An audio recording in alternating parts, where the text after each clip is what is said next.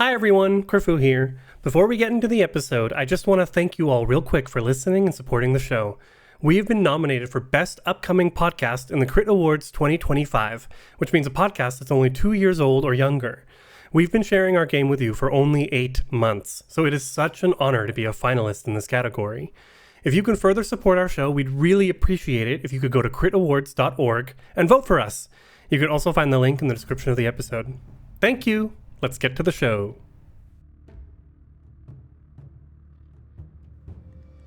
Previously on Twilight's Edge. Our adventurers are able to make quick work of Astengo, but now also have to contend against a pack of ravenous hellhounds. These infernal canines are, however, no match for the tactical teamwork of our band, turning out to be more bark than bite. Now, the way to the leader of the bastards is open, and our adventurers will have another chance to deal with the master. Hello and welcome back to another fabulous episode of Tumble Through. Tumble Through. Tumble Through. When I say tumble, you say through. Tumble. Tumble! Okay, no, either. You go to through.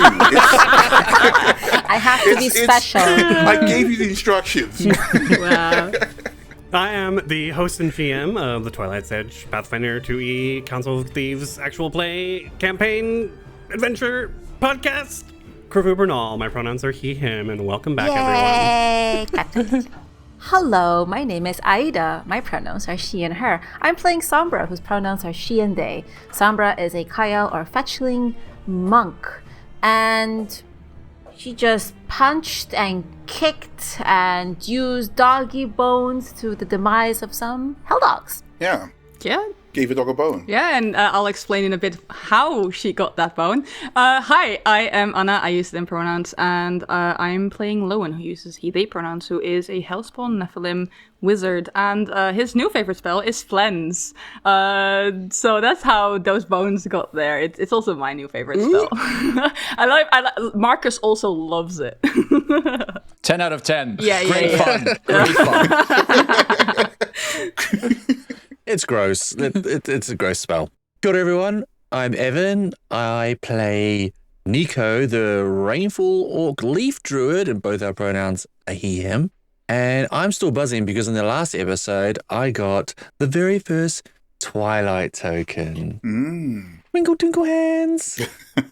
Hello. My name's Marcus, pronouns are he, him, and those are also the pronouns of Zekun, my Grave Orc Oracle, who is indeed a very big fan of the Flens spell. Like, who doesn't love it to just witness a dog being turned into a pile of bones? It's great. It's for everyone.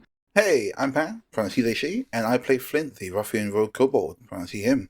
Flint thinks it's great. Thinks anything that was going to kill him, turning into a pile of bones and dying, is great. So he's okay with it.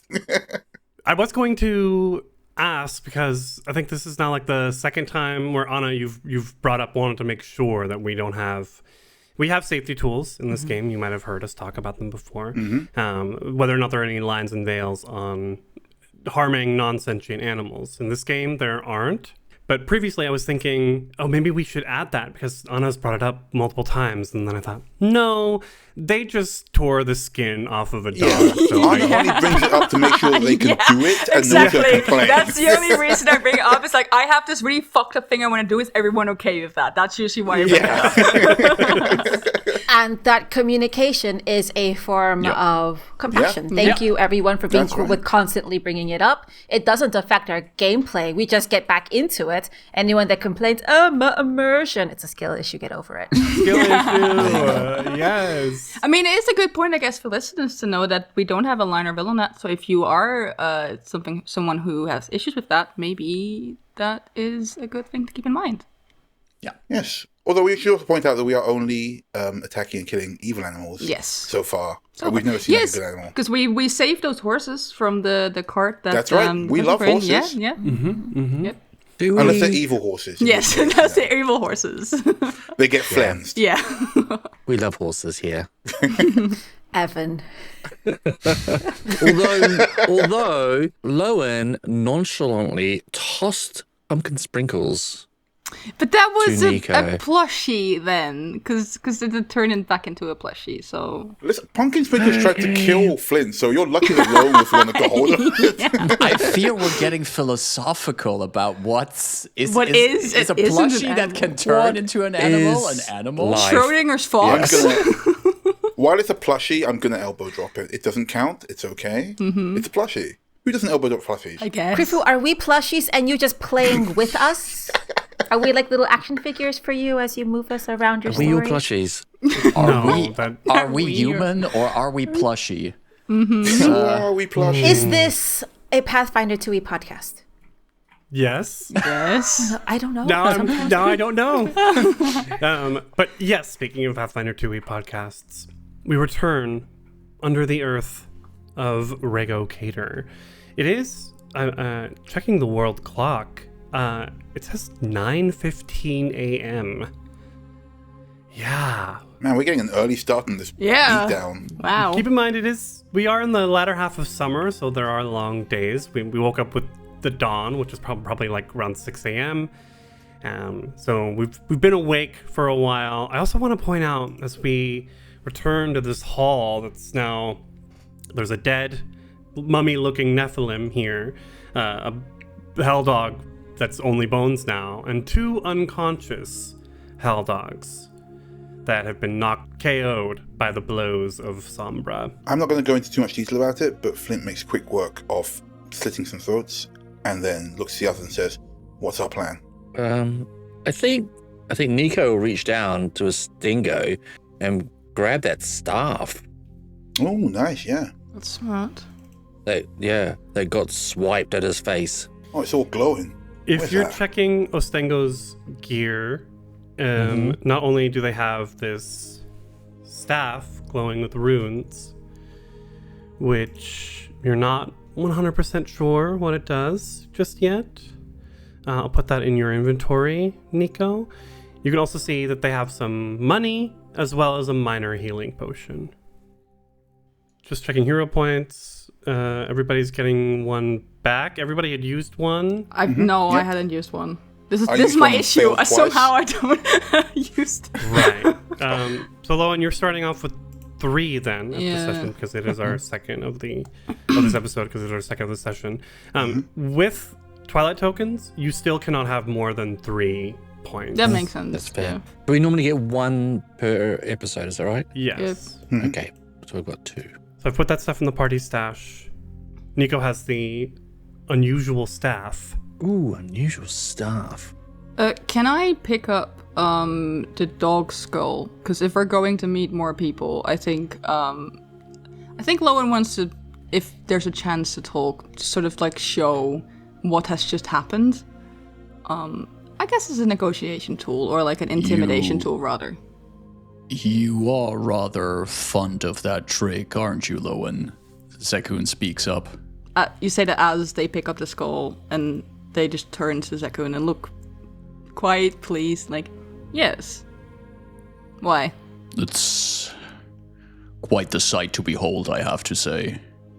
I've felt my share of foes in my time, but to see them just turned into a pile of bones, that is quite something different to behold.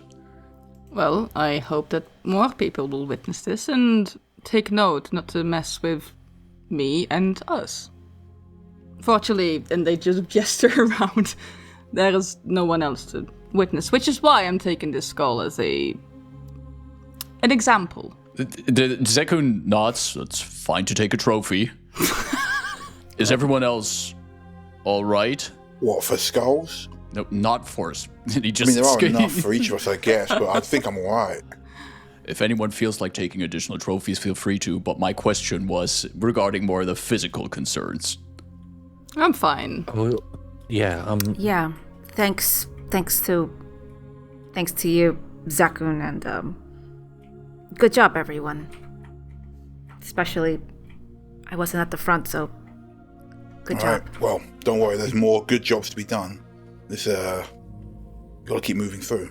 How more of these minions could be here. It felt to me like we've been feels almost like hours that we've been fighting through these servants of the bastards here.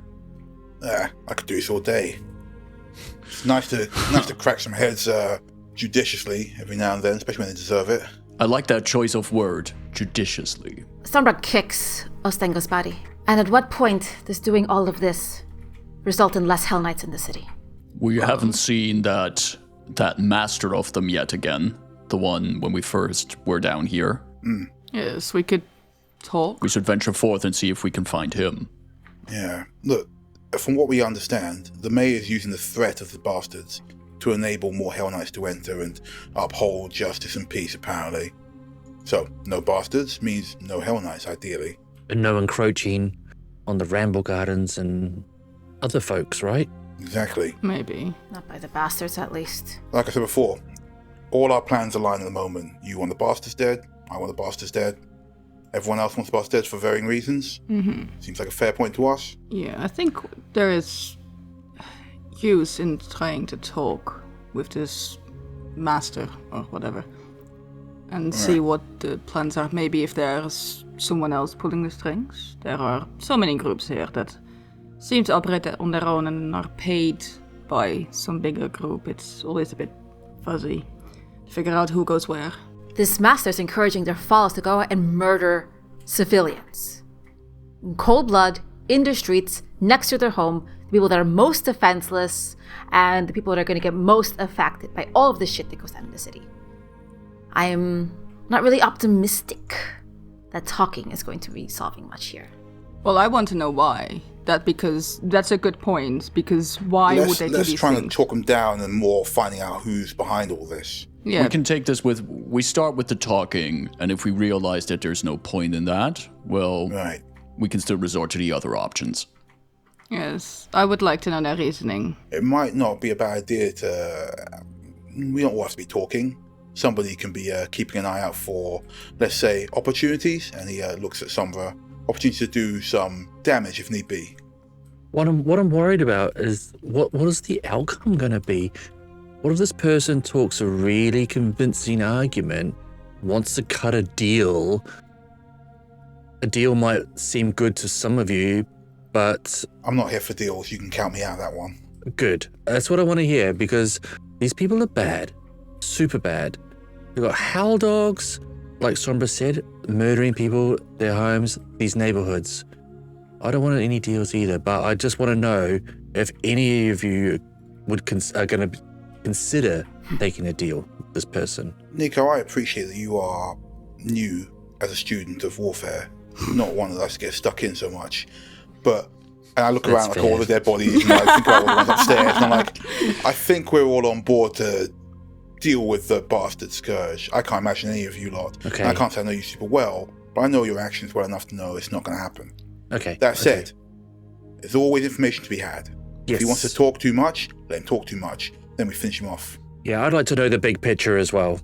Is there anyone, and Zekun looks at Flint, is there any reason for us to take the master in so he can be interrogated by your colleagues?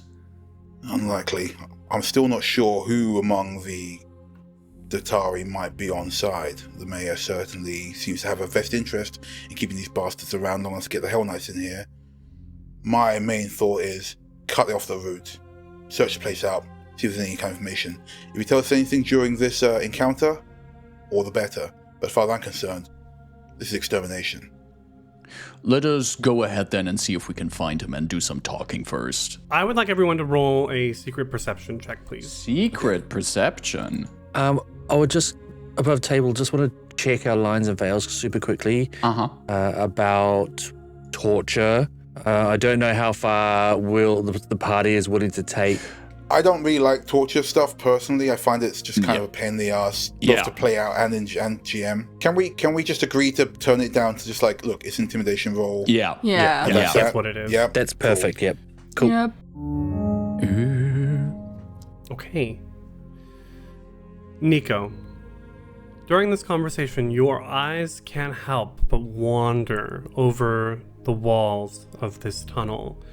As I mentioned before, the crypt that you came through in the basement of the Temple of Erastil upstairs was hewn smoothly, constructed. But as you've moved into this tunnel, you start to see the same sort of carved out vibe that you saw in the barracks the last time you were down here. Obviously the work of Mr. Shovelhands, but Mr. Shovelhands, sorry. your eyes linger on a spot, which of course, above the table, there's a big S there on the map. So thank you all for not mentioning anything about that. I'm going to love be you. super honest. I really did not notice Same. the S. Yeah, me I neither. also did not Literally, notice I it. didn't either. Now that you said it, I can't Yeah. stop thinking about it. But yeah, Was I it was. there before? Yeah. Was it there before? It's always I know, I hadn't seen it either. I think it's because there's so Didn't many even occur times to like me. tokens were around that area that I just didn't see it. Yeah. That's so So, funny. Ida, thank you for not saying anything about it. She gave me a wink, dear listeners. Your eyes linger on the spot of the wall in the far right, the northeastern corner of this tunnel. And you realize there's a secret door hidden in that wall. Hey, Fugo. What? Can you see that? That really straight line in that rough bit of wall? What's that? Not really. I mean, I think I'm the only one here who can't see in the dark. Aww. As Sombra hears Fuko say that, she sort of hangs her head a bit and walks a bit closer to Nico Oh, there it is. as the light spell is still emanating from her body. Oh, thanks, Sombra. Yeah, hey, while you're here, check this out. I'll go over to the secret door and have a listen. There's a door here. It's still stone, so there's Okay, all right. there's no sound moving through it, which is good because you just had a whole conversation on the other side of it. Oh, yeah. Should we go through here? Try. We surprise whoever is on the other side if we do. Could be useful. All right. Let's take a quick look. Yeah, Nico, go ahead. How does this open? How does this look like it would open? No, I think Nico it's a pointed push. out. I think it's a push. Yeah, it's a push. Push or a pull. I try and pull the door. No, push. Flint, it's a push. It's got a sign for push. My bad, all right. Please set yourselves up around the secret door. Yeah. Now, I'm gonna do this as stealthily as I can. I'm gonna really peek in. Is that a doable thing? So opening it will cause the light from Sombra, emanating from Sombra, to shine through. Okay, so I make like a Sombra. Look, would you mind just stepping just over there a bit? Do you want the light off? Just for a moment, if you could. Let's turn off light. Sorry, Fugo. It's fine. Nico, you can feel Fugo's body cling more tightly to your neck. Aw. It's okay, buddy. It's okay. Do you want to get in the bag? You feel safer in there? Sure. And just kind of like scampers down your armor into a pouch and sort of tightens it somehow with no arms. Can I give Nico a bit of cheese to give to Fugo? Yeah, please. Yeah, look, they've been really brave. Just give them a little treat. Work for the kids back at the Arcanum. Oh, thanks, Flint. I'll open the top back up. All right, let's have a look-see. Okay, Flint, I'm going to need a secret stealth check, please. Secret stealth check coming up. There's no way to aid a stealth check, right? No. Figures. Okay. Unless someone wanted to like go to the other side and be a distraction. Yeah, that makes sense. Okay. Actually, I've already rolled. I do have a thing to create distractions, diversions, but they have to be lengthy. Flint, as you go to push open the stone door, you're strong for a kobold, and so you just push too hard because you don't know how much force it needs. And there is a like sliding across stone as you push the door open. They're here. You hear a voice.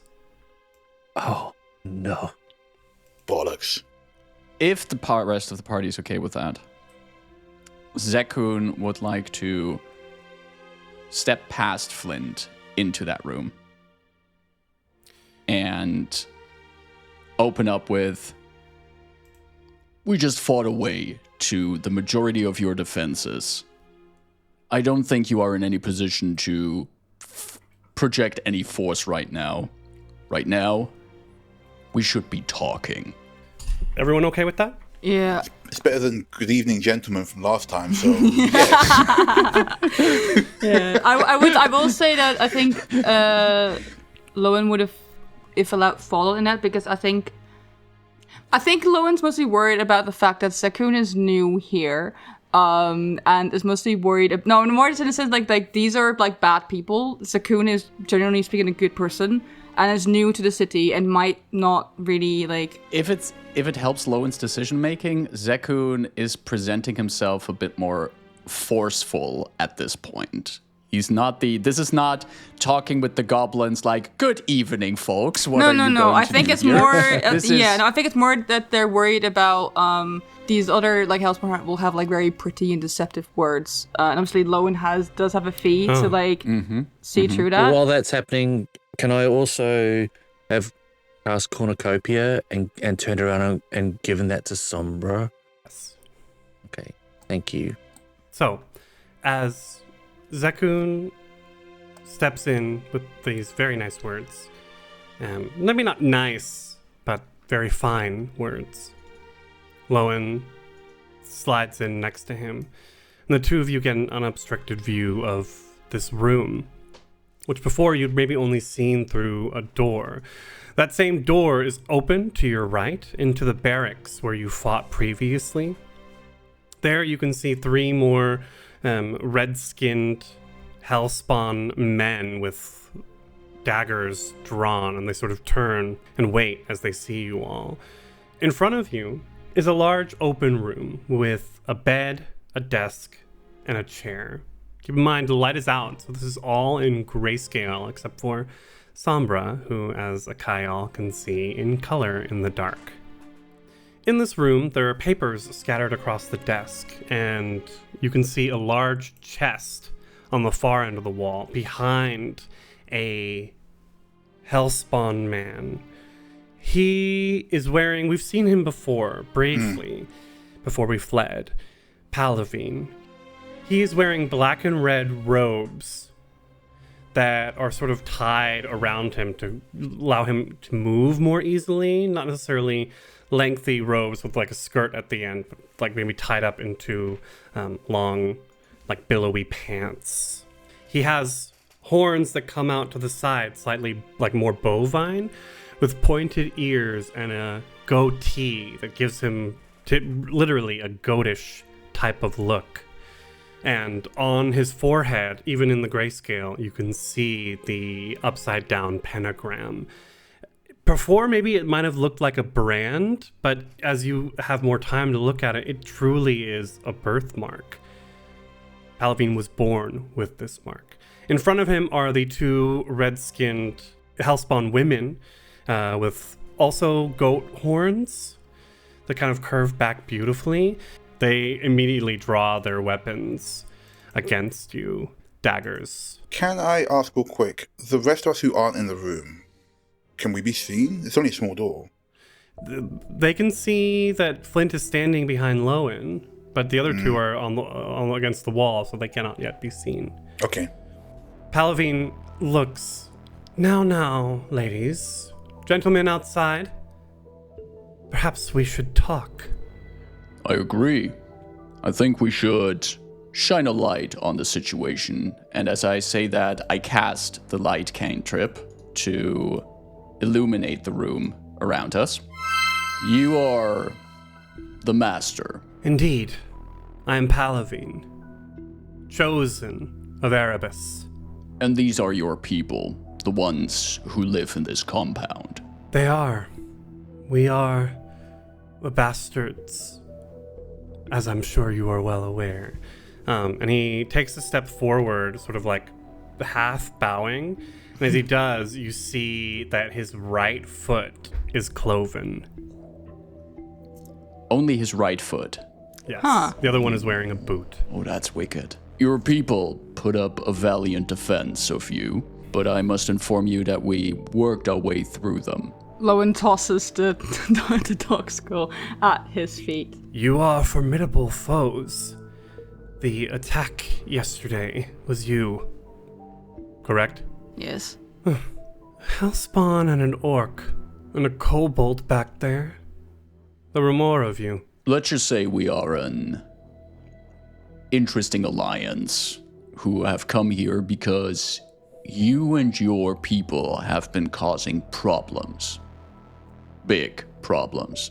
And you want a cut, I presume? Cut? I'm pretty sure we cut a lot of your people already. Some may call that an opening offer at the bartering table. And what would you be willing to offer? We have, of course, coin. Certainly willing to pay you for your efforts. Coin coming from innocent people? Where are you? Because from what I've heard and seen, you go around murdering innocent people, stealing from them. For what purpose exactly? Other than, what is it, enjoyment? Are you having fun doing that? Or is there a reason? Because if you want to negotiate and barter, I would want to know what I would be doing it for. Hypothetically, if I were to make an alliance. Lowen, you've been active in the underworld. Yeah. You've built a career. Yep. What would be the DC of recognizing you with an underworld lord? Ooh. Oh, yeah. How prolific is Lowen? Do people go, oh, Lowen's good for the job, I know they're good at it, or is it like, who's that? I think 15 is the typical trained DC. So start there, up or down. I mean, they've had about 7 years to build a reputation. I'm assuming they've worked for many different people, and I'm assuming there's not many people here that look like them. I think like that would also be a factor that maybe people know this is. Yeah. The same Super question well applies known. to Sombra because underworld. But I'm going to set the DC to equal for both of you. Well, they can't see Sombra, right? No, we have seen her already. Sombra might be in a last time. different No, that's true. subsection of Underworld, though. That's true. Yeah, that's what I'm Okay. thinking. Can I ask real quick before we get back into it? Is it possible that like they're focused on Sombra, on Lowen and Zekun? God, sorry, mind fart. They can see Flint, but we just heard gentlemen in the other room, stand down, so we know there's more people. Yeah. Is it possible to Flint to slink away while they're distracted? Tell the others, hey, they got more guys. There's a chance we can go around the side and like pincer them because we're still gonna fuck these guys up, by the way. Make a secret stealth check to see if they notice you like slipping away behind your comrades. Okay. Just like behind the back. I'm rolling underworld. Hand signals. We should have hand signals Yeah. between the Yeah, parties. at the very least you can gesture to I the mean, others like he's making Yeah. a hand signal. It's a standard like two fingers pointing away hand signal. Blind GM roll. Let's go. I don't know what that is. I hope it's good. I got a 17 on the underworld check. Normally that would be a secret check, but I think that's enough. that would be to enough. recognize. Yeah. I don't think it if he's been here for a very long time as well, there is a decent chance, at least that She's got like a fanboy. Like, You oh my are- god, you're low. Mr. Kester. Am I correct? Yes. You've heard of me. I have not heard of you, however, Mr. Oh, really? I'm surprised you would care whether or not your coin came from innocent sources.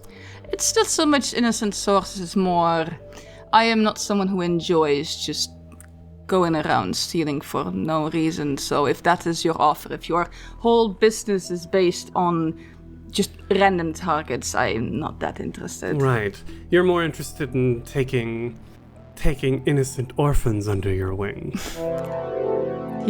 He is sort of he that's a good one. I think that makes sense because he would know the whole crew then, wouldn't he?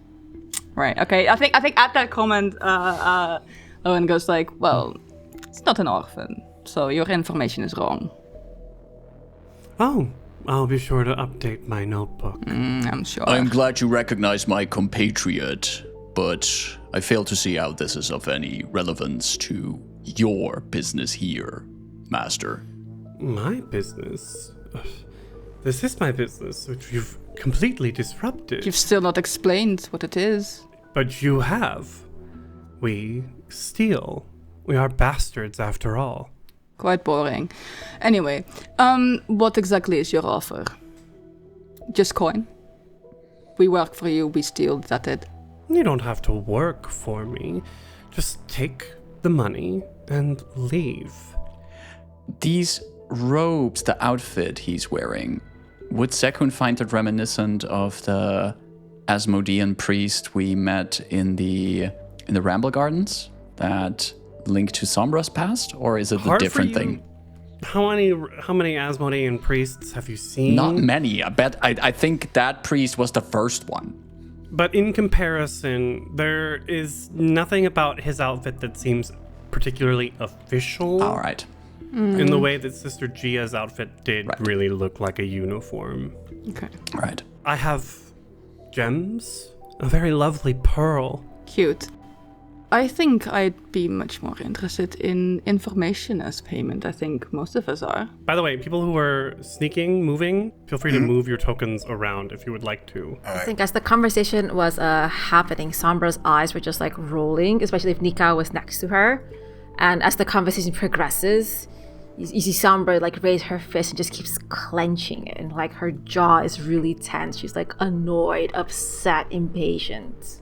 You look stressed, Sombra, but I've got something you can deal with. They've got more guys in the back. Let's make a move. All right, let's go. And I'm going to move past the guys, step over all these dogs. And I'm going to start making my way around to the back where these guys have been mentioned to be. Nico, you coming? Or you're staying here? I think I'm going to stay here just in case negotiations fail. There's a lot of people by the sounds of the voices in there, and I don't want them to be alone if that happens. Good luck. Nico, thanks for looking after them. We're going to look after them in our own way. See you soon. All right. Yeah, we make our way around. Sombra, roll me a secret stealth check as you're making your way around. Sombra. And I'll let you both go to wherever you want to go. Sweet. This is there's a little alcove just here before you get to where where we can see these three ruffians are. Who, by the way, look like greasers. Yeah, they do. Greasers. Yeah. The token is actually a barrister. If you look closely, they're more. Really? He looks like the fawns with horns. So you're asking for information, Lowen. I mean, he's also dragging on time in case... Absolutely. I think we're ready for our first social check. Okay. And now's the question then, if we're gonna do a social check. I have the feeling since Lowen, fortunately, has been in charge in this conversation, it was a good thing that Lowen stepped into this room. It would make sense to me if Lowen would make whatever check is necessary, but if I can, I would like to aid in that with Zekun. Yes. And I'll leave it up to your choice. What would be the relevant skill to aid here? Zekun relatively politely came in here, so I'm leaning to diplomacy. But if you feel like intimidation would be more suitable, I'm also up for that. I'm happy for either of those to aid whatever Lowen does. Okay. Because this whole situation is fraught. Yeah. There's no... who's bluffing? Yeah. Who's intimidating? Yeah. Who's diplomatizing? It's all social checks. I'm gonna give you a diplomacy check to see if you can get a bonus from my 8. That's a total of 20. So I think you get at least a +1 circumstance bonus to whatever cool. Thank you. roll you're going to make. So I can choose any social check, you're saying? I think so. I mean, listen, you're not deceiving. No. You're not necessarily... You are kind of coercing here. Because there are these actions that are associated with the skills. Coerce, deceive, and making an impression is kind of the diplomacy, which I definitely feel we're more... I can do diplomacy. I'm training that. I've got decent. So then I make that at +1, right? That is a very nice 22. Nice. 22, okay. That's a success. So, whereas Palaveen was hostile, they were all hostile to you, the success on this turns them to unfriendly. Ah, nice. They dislike you and they don't want to help you. Yeah, But they're not actively they're going not to actively attack. hostile. They just dislike me. That's fair. I think that's like Yes. Lowen's used to people disliking them. That's fine. Yes. Information, huh? Yes. What more can we tell you? Well, I, for one, find it quite odd. This new group pops up out of nowhere. No one had ever heard of them before, and they start causing trouble everywhere with no specific motive. That is relatively unheard of, and I've been here quite a while. Why is that? Greed is not an appropriate motive in Locator. See, I feel like it's more than greed, because if it was greed, you would aim higher. You wouldn't aim for civilians with not much to give, would you? Why would I aim for nobles with guards and security when I You're saying you're not up for the task. Is that what you're saying? You're not brave enough to try that? Of course we are. Go ahead and roll deception for lie to me. This is going to go from unfriendly to hostile again real fast. Okay, hang on. Deception. Where the fuck is it? So deception. That is a 22 again. He is... you figured this. He's actively avoiding telling you any more information besides, we're just doing this for greed, and, what's the word when people, like, start a business and they're... Entrepreneurs? Yes. They're a startup? Innovators? They're... Enterprising... Oh, yeah. That was the word. Enterprising Yeah, thieves and bandits. He's definitely putting on this front that, like, that's all we are, and yes, so you definitely get the vibe that he's avoiding telling you anything. I'm seeing on our VTT, it looks like there's also some kind of desks and stuff around the place here. It's like covered in papers. Yeah. While Lowen is doing this excellent job at trying to extract information, Zekun is just gonna mosey a little bit around this desk and just idly flip through some of those papers, and in between just throw a few glances at Palaveen, and then checking in with Lowen, taking a look at Lowen to see like what they're thinking about the situation. As you move over and like flip some papers, like looking at them, the hellbound rogue, the Nephilim woman in front of you, just takes her dagger and stabs it into the desk and like mean mugs you. Well, just Zekun leans back and just smirks at the woman, honestly a little bit, well, not surprised, but impressed by the quick reaction from her. And then says, I do get a sense that there's more to all of this, but I'm also not sure how much we're going to get out of just keeping talking to you. So my companion here talked about making a deal with you. I feel we have a pretty simple deal available here. You and what remains of your crew leave and disappear, not to return. You just leave whatever you have lying around here, leave that here. Well, as far as negotiations go, you are clearly those with the upper hand. Yes. Unless, of course, you tell me, us, more about why you are doing this. Maybe then I could pull some contacts, try and get you out of the city more quietly. I heard there are plenty of other cities in Chilex that are nice to pillage, if that is what you want. Whose payroll are you on?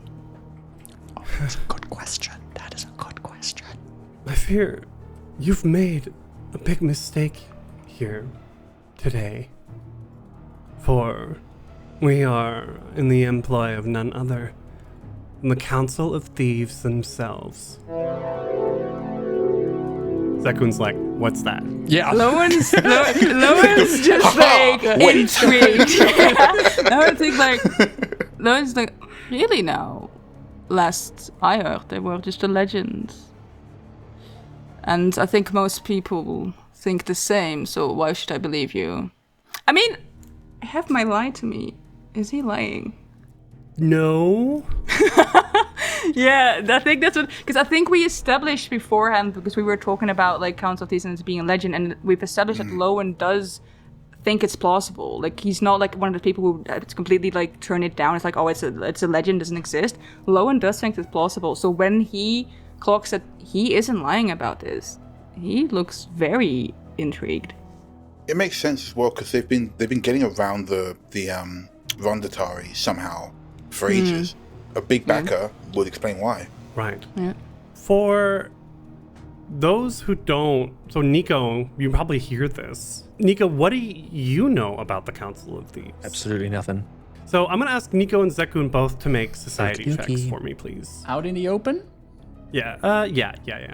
Because Sombra, Flint, and Lowen have all grown up here. They all know the legend of the Council of Thieves. It's an 18 on my society check. While flipping through the papers, you saw the lore doc.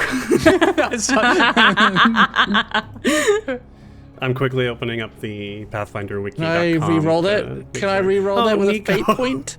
17. There we go. Oh, nice. So Nico and Nice. Zekun both have heard the legend Yes. of the Council of Thieves. I need some water real quick. I think While Chris is having some water, Ida, do you want to move Sombra in front of Flint? That way, Sombra can handle these guys, and Flint will mop up anything left that's over. fine. Essentially, Flint and Sombra also went the long way around. And the idea is that we can try to have an eye on the thugs that are in the adjacent room where the quote-unquote negotiating is happening. And if there's any sort of quick movement or antagonistic movement happening from the thugs, Sombra, I assume Flint, but Sombra for sure's intent is to run in from behind and attack. There will be, because you both rolled very poorly on yourself. Cool. Amazing. Cool. But the stealthing takes half. You use your half movement, so it makes sense. You've come around. Anyway, the Council of Thieves did exist at one point in West Crown, about 500 years ago. The legend has it that the Council of Thieves was born up out of a devastatingly destructive war within the Wizcrani criminal underground. And it was reaching a breaking point. Let's say the officially historically documented 4469, so 300 years ago, when Queen Coradina intervened. Queen Coradina, along with her guards, the Datari of the time, made massive raids across every known underground criminal hideout and gloriously rooted out the criminal scum and cleaned up West Crown to the beautiful, valiant place that it was 100 years ago, before the Chelish Civil War. But legend has it that the Council of Thieves is still working behind the scenes, waiting for the right moment to rise up and take control of the city once more. Especially paranoid conspiracy theorists state that the Council of Thieves is already running things behind the scenes, pulling the strings of the noble people. And under rule of House Thrune, that likelihood feels even more and more possible. But the average common person on the street, especially the orcs of the Pleat, where you heard these rumors, say, oh please, a bunch of weaklings skulking in the shadows. No, strength, that's what rules. So, Lowen, when you hear this, you get the vibe that Palaveen isn't lying. Is he 100% sure of the truth? Yeah, that's a different question. But he maybe wants to believe that? Yeah, I think that's what Lowen gets, that at least he believes that he's hired by the Council of Thieves. And because Lowen's already kind of like considering the legends to be plausible, that definitely intrigues them. Yeah, he looks at Palaveen curiously. He's like, I thought those were legends. What kind of proof do you have? They've not been seen or heard from in ages, if they ever even were here to begin with.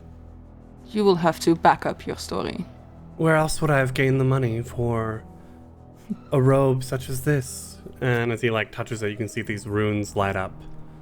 I don't know, a sugar daddy somewhere? I don't know. There are plenty of rich nobles around that you could have asked or gotten with. Everyone here is corrupt. And what if my sugar daddy is a member of the Council of Thieves? Well, then I would like proof still. One of the Hellspawn women says, yeah, Palaveen, don't you have proof? And the one who stabbed the dagger in the desk sort of gives her a look, but also kind of bites her lip and looks unsure. What more proof do you need, Mariana? I've shown you everything that there is, and you know about my meetings. Now is not the time and place. She sort of nods. But you can't help but notice Zekun and Lowen that he looks back, almost looks back to this bed in the far right corner. I think Lowen do you have a name for who you're having these meetings with? Is this deal still on the table? We are allowed to leave?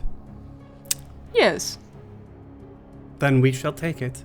Well, tell me the name. I don't think we... Hey, boss! They're skulking around here! And I cast stab. The three Hellspawn thugs notice Sombra and Flint as they stomp down the hallway. No, that's unfair. As they skulk and peek around the corner, Scooby-Doo style. Awesome. Lowen just curses to themselves because they were so close. And that's where we'll end for today. Oh no! If it wasn't for those meddling kids. Oh. Yeah, Well, I'm that was definitely good. Shaggy Doo. You can be Scooby. Is he called Shaggy Doo? What's he called? Just Shaggy? Right, I'm Shaggy. Scrappy-Doo. Oh, I'm not Scrappy Doo. No way. No way. A little one. Crappy dude. Oh, we got the Council of Thieves name drop. We got You said the thing. Yep. There we go. That was great. Oh, and Nice. there's some discontent among the ranks apparently. Yeah, that's cool.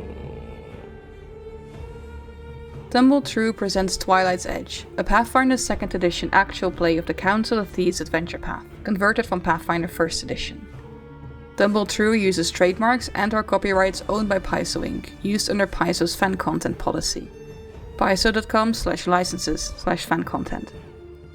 Tumble Through is not published, endorsed, or specifically approved by Paizo. For more information about Paizo Inc. and Paizo products, visit paizo.com.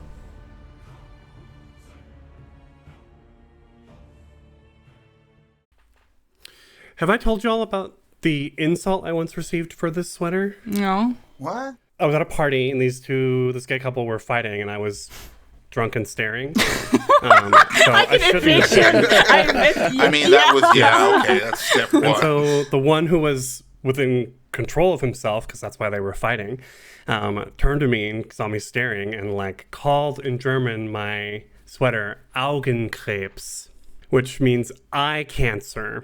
Oh my. That is... Yeah.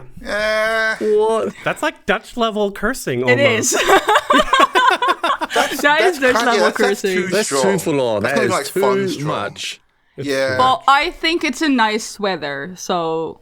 I like I've it only too. ever received compliments, so I don't know. Yeah. He was just mad that I was staring, which I shouldn't If I have was been. going to insult you, I'd say that you dressed like my grandma, for example. But I'm not See, going that's to. a read, and I'm happy with Yeah, that. that's a full read, right? It's a standard read. But eye cancer, No. what the hell, dude? I mean, dressing like a grandparent isn't I dress like a granddad sometimes, My and I grandma's like it. super Yeah, stylish, so I'm okay with it. Yeah, my grandma's a fucking boss.